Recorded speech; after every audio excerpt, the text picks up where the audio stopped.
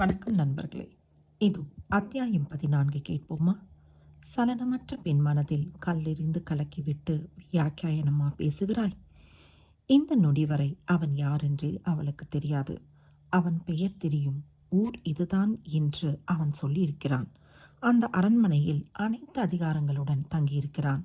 ஆனால் அவன் யாரென்று தெரியாது. தொண்டைமான் யார் என்றும் தெரியாது. விசாகாவின் குடும்பத்திற்கும் அவர்களுக்கும் என்ன சம்பந்தம் என்று தெரியாது. இப்படி தெரியாத ஒருவனுக்காக அவள் மனம் துடிக்கிறது. அவன் பார்வை முறைக்கிறது என்றால் இதை என்னவென்று சொல்வது?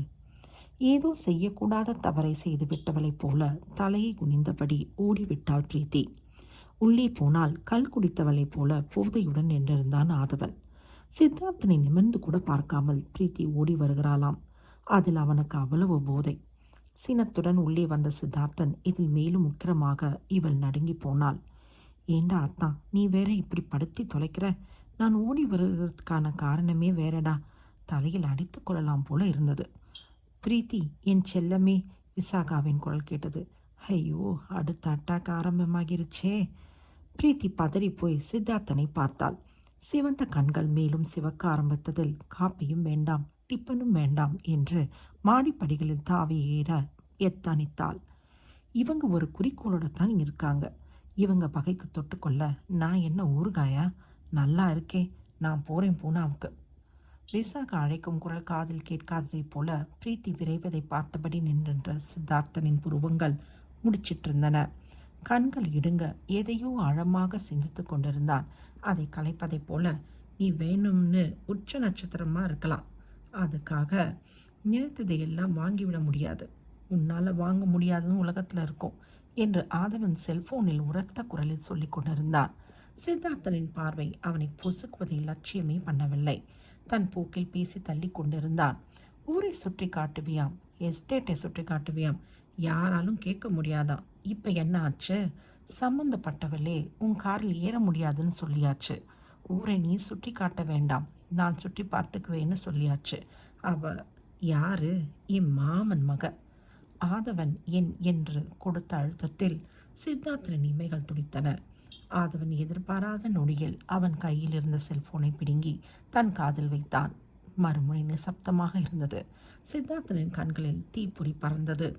நெச்சேண்டா என்றான் இகத்தாளமாக. ஆதவன் அகப்பட்டு விட்டதில் குன்றி போனாலும் அதை மறைத்து கொண்டு, என்ன நினைச்சிங்க என்று எகிரினான். ஆளே இல்லாத கடையில் நீ தீய ஆத்துறதை பற்றி தான் கேள்விப்பட்டிருக்கேன். யாருமே பேசாத செல்ஃபோனு தானாக பேசுகிறது இப்போத்தான் பார்க்குறேன்டா. இப்படி இன்டீசெண்டாக பிஹேவ் பண்ண உனக்கு சொல்லியா தரணும்? Mind your tongue. இதை நான் சொல்லணும்? எங்கே வந்து யாரை ஜாட பேசுகிற? தைரியம் இருந்தால் நேருக்கு நேராக பேசணும். அதுதான் பேசிட்டான்ல. ஆதவன் இதழ்கள் இகழ்ச்சியாக மடிந்தன. சித்தார்த்தனின் ரத்தம் கொதிக்க ஆரம்பித்தது. அவனிடம் நேருக்கு நேர் நின்று பேச அஞ்சும் ஆதவனின் விழிகளில் தெரிந்த ஏளனம் சித்தார்த்தனை பாதித்தது. என்ன சொல்கிற? நேருக்கு நேராக நின்று பேசணும்னு சொன்னீங்கல்ல, அதை சொன்னேன். என் மாமன் மகள், என் அம்மாவின் அண்ணன் மகள், நேருக்கு நேராக நின்று தானே பேசினாள். காரில் வான்னு கூப்பிட்டீங்களாமே. அவள் வந்தாளா? வரமாட்டா. ஏன்னா அவள் உடம்புல ஓடுறது எங்க குடும்ப ரத்தம், என் மாமாவின் வளர்ப்பு அப்படி. ஆதவன் பழித்து கொண்டிருந்தான். இப்படிப்பட்ட வாய்ப்பு கிடைக்கும் என்று அவன் நினைத்து கூட பார்த்ததில்லை. லட்டு போல வாய்ப்பு அவன் கையில் விழுந்திருக்கிறது. அதை நழுவ விடாமல் கெட்டியாய் பிடித்து கொண்டான். இது போன்ற இனிய வாய்ப்பு அவன் வாழ்நாளிலே நீ கிட்டுமோ என்னவோ. கிட்டாது என்பது சர்வ நிச்சயம். சித்தார்த்தன் மன்னன், மன்னாதி மன்னன். அவன் நிழலை நெருங்கக்கூட ஓர் தகுதி இருக்க வேண்டும். ஆதவன் பெற்ற வரமோ இல்லை விசாகா பெற்ற வரமோ, சித்தார்த்தனின் நிழலில் வாழும் பாக்கியம் கிடைத்திருக்கிறது. இதில் சித்தார்த்தனை பழித்திருப்பது எப்படி? சித்தார்த்தனின் விழிகளில் வேட்டை புலியின் பளபளப்பு வந்திருந்தது. வஞ்சம் தீர்க்கும் முனைப்பில் இருந்த ஆதவன் சித்தார்த்தனின் முகத்தில் தெரிந்த வன்மத்தை கவனிக்கவில்லை.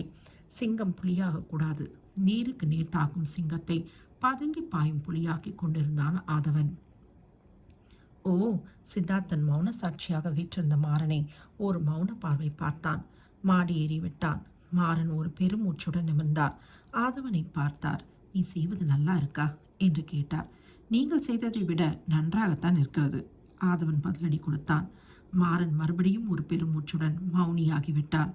எப்போதும் கணவர் மௌனமானால் ஏதேனும் ஒரு பேச்சை பேசி சூழ்நிலையை கலகலப்பாக்கும் விசாகா அன்று அவரது மௌனத்தை கண்டுகொள்ளவே இல்லை. மகத்தான ஒரு செயலை செய்துவிட்ட மகனை பாராட்டுவதைப் போல ஆதவனை பாராட்டி பாராட்டி பூரித்து போனாள். ஆர்த்தியும் கூட சேர்ந்து கொண்டதைத்தான் மாறனால் நம்ப முடியவில்லை. அவரது மகள் நியாயவாதியாயிற்றே, எப்போதிருந்து இப்படி மாறிப்போனாள்? மாடி அறைக்கு போன பிரீத்தி கட்டலில் விழுந்தாள். உடலும் மனமும் சோர்ந்திருந்தன. ஊருக்கு போய்விட வேண்டும் என்ற எண்ணம் தீவிரமாக வலுத்தது. அதுவும் உடனே போய்விட வேண்டும். செல்போனை எடுத்தவள் அப்பா என்றாள். என்னடா, ஊருக்கு ரிட்டர்ன் ஆகணுமா? கனிவுடன் கேட்டார் கங்காதரன். உங்களுக்கு எப்படி தெரியும்? பிரீத்தி திகைத்தாள். விசாகா சொன்னா. ஒற்றை வரையில் பதில் வந்தது. அதற்குள் பூனா வரை விஷயம் போய்விட்டதா? எதற்காக இந்த கொண்டாட்டம்? பிரீத்தி சித்தார்த்தனை தவிர்த்தது தன் சுயமரியாதைக்காக, தனிப்பட்ட பிரச்சனைக்காக. தொண்டைமானின் வார்த்தைகள் அவளை காயப்படுத்தி விட்டதற்காக. அதை விசாகாவின் குடும்பம் தங்களுக்கு சாதகமாக எடுத்துக்கொண்டு குதிப்பதில் பிரீத்திக்கு துளி அளவும் விருப்பமில்லை. அவள் அறிந்தவரை சித்தார்த்தன் ஓர் கண்ணியவான், கண்டிப்பானவன், தோரணையானவன், ஆனாலும் கனிவானவன். அவனுடன் பேச பிரீத்திக்கு மிகவும் பிடித்திருந்தது. எந்த ஒன்றையும் மேம்போக்காக சொல்லாமல் ஆண்டு அலசி ஆராய்ந்து அவன் பேசும் விதம் அவளை கவர்ந்தது. தொண்டைமான் பேசியதை கேட்க நேர்ந்து விட்டதினால் தானே அவள் அவனை தவிர்த்தாள். ஆதவனுக்காகவும் அத்தைக்காகவும் அல்லவே. இங்கே இருக்கவே எனக்கு பிடிக்கலப்பா. ஊரை பிடிக்கலையா? ஊர் ரொம்ப அழகா இருக்கு. இங்கேயே இருந்து விடலாம்னு தோணுது. சில்லுன்னு காத்தும் குற்ற மழையும், எங்கே பார்த்தாலும் அருவியும் பச்சை பசையுமா அப்பான்னு இருக்கு. பட் இதையெல்லாம் என்ஜாய் பண்ண முடியாத சிச்சுவேஷன் இங்கே இருக்குப்பா. ஒரு நொடி மௌனமாக இருந்த கங்காதரன், விசாகாவோட வாழ்க்கை சிக்கலானதாக ஆகிருச்சுமா. அது உன்னையும் பாதிக்கும்னு நான் நினைக்கல. ஆதவனோட பேசி பழகத்தானே உன்னை அனுப்பினேன். நீயே அவனுடன் அவுட்டிங் போகக்கூடாது என்று கேட்டாள். எனக்கு பிடிக்கணுமேப்பா, பிரீத்தி பட்டென்று பதில் சொல்லிவிட்டாள். சித்தார்த்தனுடன் அவுட்டிங் போக மட்டும் பிடித்திருக்கிறதா? Don't mistake me my child. நீ சித்தார்த்தனுடன் அவுட்டிங் போகிறாய், அதிலிருந்து தான் ப்ராப்ளம் கிரியேட் ஆகியிருக்கிறது. அதனால் கேட்டேன். இந்த சித்தார்த்தன் யாருப்பா? உனக்கு தெரியாதா? உங்களுக்கு தெரியுமா? கங்காதரன் மகளின் கேள்விக்கான பதிலை சொல்லாமல், அங்கே யாரும் உனக்கு சொல்லவில்லையா என்று கேட்டார். இல்லையப்பா, யாரும் சொல்லலை, இன்க்ளூடிங் ஆர்த்தி. என்னிடம் எதையும் மறைக்காதவள் இந்த கேள்விக்கு மட்டும் பதிலை சொல்லவே மாட்டேங்கிறா. சொல்லலைன்னா விட்டுவிடு, அது நமக்கு தேவையில்லாதது. சித்தார்த்தனை பற்றி நீங்கள் கேட்ட கேள்விக்கான ஆன்சர் இதுதான்ப்பா. எனக்கு அவனுடன் ஊர் சுற்றி பார்க்க பிடித்திருந்தது. பிரீத்தி, இஸ் அ பர்ஃபெக்ட் ஜென்டில்மேன். ஆதவனை விட இவன் பணக்காரன் போல. சித்தார்த்தனின் உயரம் ரொம்ப அதிகம். நீயும் நானும் நினைத்து பார்க்க முடியாத உயரத்தில் இருப்பவன். நினைத்து பார்க்கும் உத்தேசமும் எனக்கு இல்லையப்பா. அவன் பெரிய இவனாகவே இருக்கட்டும், ஐ டோன்ட் கேர். இந்த பிரீத்தி ஒன்றும் பணத்தை பார்த்து பல்ல காட்டும் ரகம் இல்லை. என்னை ஈஸியாக யாரும் நினைத்து விட வேண்டாம். பிரீத்தியின் படபடப்பில் கங்காதரன் கவலையாகிவிட்டார். அப்பாவிடம் கோபமா கண்ணம்மா? தெரியலப்பா. உங்கள் மேலே, அத்தை மேலே, மாமா, ஆதவன், ஆத்தின்னு அத்தனை பேர் மேலேயும் கோபம் தான் வருது. ஏன்னு தெரியல. அங்கே இருக்கும் சுச்சுவேஷனில் நீ அஃபெக்ட் ஆகியிருக்கேன்னு தெரியுது. Leave it. ஆதவனுக்கும் ஃபோன் பண்ணுறேன். எதுக்கு? உன்னை பூனாவுக்கு கூப்பிட்டுக்கிட்டு வர சொல்கிறேன். அவனும் இங்கே பிஸ்னஸ் ஆரம்பிக்க பில்டிங் பார்க்கணும்னு சொன்னான். நீயும் அவனுடன் போய் உன்னோட ஒப்பீனியனை சொல்லலாம். அப்படியே அவனுடன் பேசி பழகி உங்கள் மேரேஜ் பற்றி நல்ல டிசிஷன் எடுக்கலாம். நல்ல டிசிஷன்னா என்னப்பா? நான் அத்தானை மேரேஜ் பண்ணிக்க ஓகே சொல்லணும். உங்களோட பொறுத்த வரைக்கும் that is only a good decision, is it? பாருடா, அப்பாவை நீ புரிஞ்சிக்கணும். என்னையும் நீங்கள் புரிஞ்சிக்கணும். அப்பா மேலே எனக்கு இன்ட்ரெஸ்ட் இல்லை. எந்த காலத்திலும் அது வரவே வராது. இதை மறந்து விடுங்க. இதையும் மீறி ஃபோர்ஸ் பண்ணிங்கன்னா நான் பூனாவுக்கு வராமல் வேற எங்கேயாச்சும் போயிடுவேன். அவள் பூனாவுக்கு போவதில்லை என்பதை அறியாதவளாய் பிரீத்தி கோபப்பட்டாள். Cool down baby. நான் பேபி இல்லைப்பா. என் வாழ்க்கை யாருடன் இருக்கணும்னு டிசைட் பண்ணுற அளவுக்கு பெரிய பெண்ணாகிட்டேன். Please understand it. அத்தை மகள் தானே ஆர்த்தி. அவளை அண்ணாவுக்கு மேரேஜ் பண்ணி வைங்க.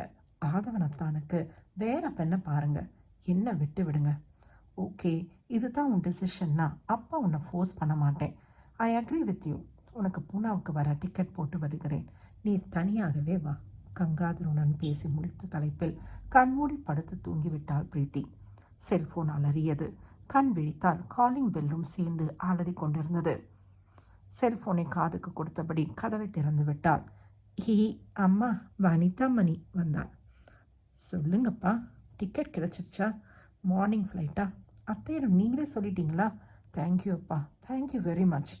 மகனுக்கு வாக்களித்தபடி உடனடியாக ஃப்ளைட் டிக்கெட்டை புக் பண்ணியிருந்தார் கங்காதரன். அவளது செல்போனில் செய்தி வந்திருந்தது. தந்தையின் துரித செயல்பாட்டில் மனம் நெகிழ்ந்திருந்தாள் பிரீத்தி. கானவயலை விட்டு கிளம்ப வேண்டும் என்பதில் மனதில் மலையேறி அமர்ந்தது. ஊருக்கு போறீங்களா? பிரீத்தி கிளம்புகிறாள் என்பதில் லேடி மதன் பாப் வனிதா மணி தன் உடன்பிறப்பான சிரிப்பை மறந்து போனாள். அவள் துளைத்து துளைத்து கேட்ட கேள்விகளுக்கு பதில் சொன்ன பிரீத்திக்கு தெரியாது வனிதா மணி செய்திகளை சேகரிக்கிறாள் என்பது. அடுத்த அத்தியாயத்தை அடுத்த காணொளியில் கேட்போம். நன்றி நண்பர்களே.